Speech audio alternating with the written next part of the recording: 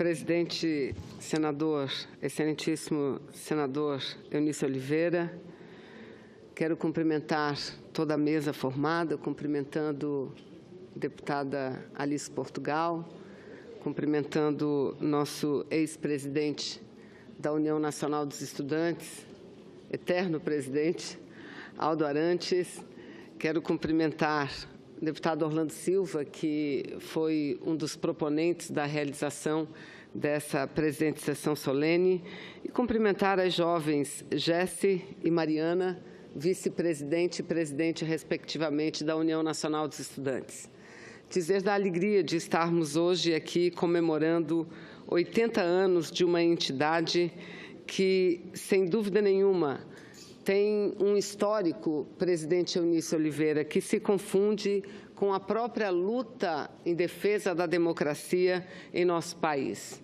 Muitos são os parlamentares, senadores, senadoras, deputados e deputadas que, a exemplo do presidente Eunício Oliveira, iniciaram a sua trajetória política no movimento estudantil. Presidente Eunício Oliveira, talvez falando hoje da importância de, em sua época, na época de sua juventude, dirigir uma casa do estudante, talvez esse fato não signifique muita coisa para muitos que são jovens ou que não acompanharam a trajetória do movimento estudantil. As casas dos estudantes pelo Brasil afora eram também, assim como nossas entidades, como os diretórios acadêmicos dos cursos das universidades, como os diretórios centrais, as casas dos estudantes eram focos de organização, de mobilização e de resistência por parte da sociedade brasileira. Portanto, senhoras senadoras, senhores senadores, companheiros e companheiras, eu cumprimento todos aqui, cumprimento todos os que acompanham essa sessão, cumprimentando Capelli, que foi também presidente da União Nacional dos Estudantes. Dizer que essa sessão, que homenageia a União Nacional dos Estudantes, sem dúvida nenhuma, homenageia a coragem, o desprendimento e, sobretudo, os sonhos da juventude brasileira. Eu quero dizer e confessar a todos que essa sessão também é especial para mim, como é para um número significativo de parlamentares. Aqui vejo deputada Jandira Fegali, que, como muitos parlamentares, também iniciou sua militância no movimento estudantil, seja o movimento estudantil de formação secundária ou já de formação profissional, porque todos, e aqui acaba de chegar ao plenário, senador Lindbergh Farias, que foi também presidente da União Nacional dos Estudantes num momento ímpar, muito importante para a juventude e para a luta democrática do país. Afinal de contas, quando Lindbergh, ao lado da juventude brasileira, pintava a cara, e ficaram todos conhecidos como os cara pintadas, estavam lá não apenas combatendo a corrupção, mas estavam lá defendendo um projeto soberano de nação, um projeto democrático de nação. Desde o dia 11 de agosto de 1937, quando o gaúcho Valdir Borges foi eleito primeiro presidente da União Nacional dos Estudantes, a UNE tem buscado se articular com outras forças progressistas da sociedade. Os primeiros anos da UNE acompanharam a eclosão do maior conflito humano da história, que foi a Segunda Guerra Mundial. Os estudantes brasileiros recém-organizados tiveram ação política fundamental no Brasil durante esse processo, opondo-se desde o início ao nazifascismo de Hitler e pressionando o governo do presidente Getúlio Vargas a tomar posição firme durante a guerra. No calor do conflito, em 1942, os jovens ocupam a sede do Clube Germânia, na Praça do Flamengo 132, no Rio de Janeiro, tradicional reduto de militares nazifascistas.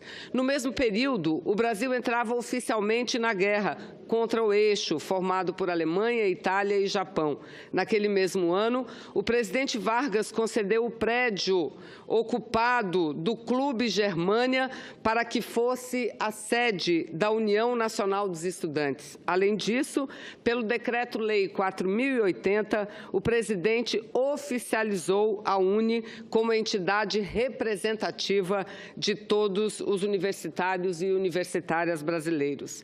Após a guerra, a UNE fortaleceu a sua participação e posicionamento frente aos principais assuntos nacionais, fortalecendo o movimento social brasileiro em ações como a campanha O Petróleo é Nosso, e a luta prosseguiu em 1953, quando se deu a criação da Petrobras. Durante os governos de Jânio Quadros e João Goulart, o Jango, a União Nacional dos Estudantes e outras entidades formaram a Frente de Mobilização Popular. A UNE defendia mudanças sociais profundas, dentre elas a reforma universitária, no contexto das reformas de base propostas pelo governo. A renúncia de Jânio Quadros em 1961 e a turbulência acerca da posse do vice João Goulart fizeram com que a UNE transferisse momentaneamente sua sede no ano de 1961 para Porto Alegre. Ali, os estudantes se empenharam na campanha da legalidade, movimento de resistência para garantir que Jango fosse empossado na presidência da República. Ao assumir a presidência, Jango foi o primeiro presidente da história a visitar a sede da UNE, já no Rio de Janeiro. Em 1962, a UNE criou um projeto ousado de mobilização nacional a partir de caravanas que rodariam o Brasil inteiro.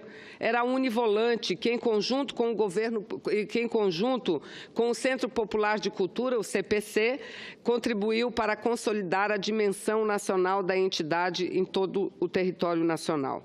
Em 1964, o então presidente da UNE, e hoje senador José Serra, foi um dos principais oradores no comício da Central do Brasil que defendia as reformas sociais no Brasil.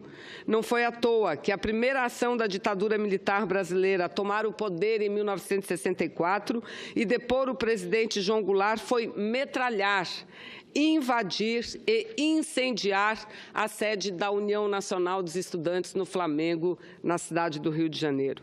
Para os ditadores, a coragem, a determinação dos jovens é sempre um dos principais alvos a serem combatidos. E a UNE representou e representa essa combatividade, essa resistência até hoje, até os dias em que vivemos. O regime militar retirou legalmente a representatividade da UNE por meio da Lei Suplicy de Lacerda, e a entidade passou a atuar na ilegalidade. As universidades eram vigiadas, intelectuais e artistas reprimidos, levados a viverem na clandestinidade. Mas, apesar disso, a UNE continuou a sua luta, os jovens continuaram a sua luta, e o ano de 1968 foi marcado por revoluções culturais e sociais em todo o mundo e no Brasil também. Foi quando os estudantes e artistas engrossaram a passeata dos 100 mil no Rio de Janeiro, pedindo democracia, pedindo liberdade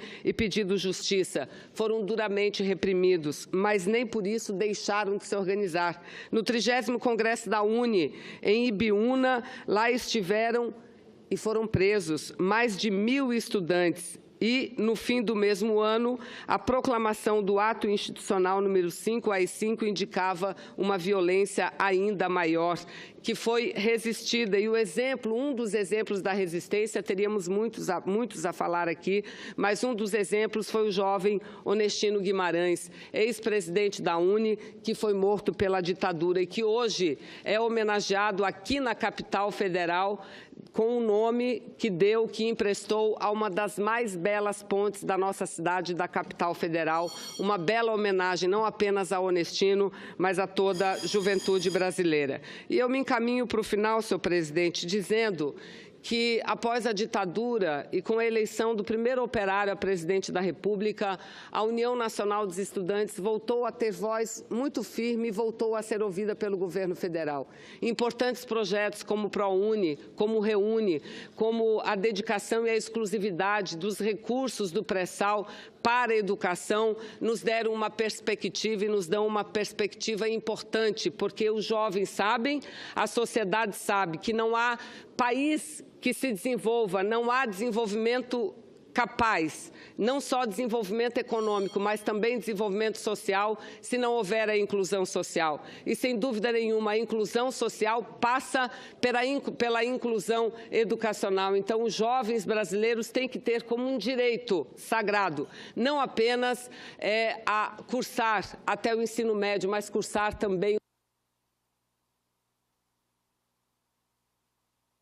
Sempre foi essa a principal luta dos estudantes brasileiros. Portanto, hoje, Mariana, eu quero, em seu nome, homenagear Karina, que acabou também, outra mulher combativa, de deixar a presidência, Bruna, que aqui está da direção da União Nacional dos Estudantes, lá do nosso querido estado do Amazonas, dizer que vocês todos, jovens, meninas e meninos do Brasil, têm uma grande tarefa, que é ajudar a nação brasileira a recuperar a sua democracia, atingida duramente por um golpe em nosso país, porque recuperar a democracia é dar legitimidade a um governo para que ele possa promover reformas, mas reformas que ajudem a melhorar a qualidade de vida do Brasil e que não promovam e não volte à escalada das privatizações e de retirada dos direitos.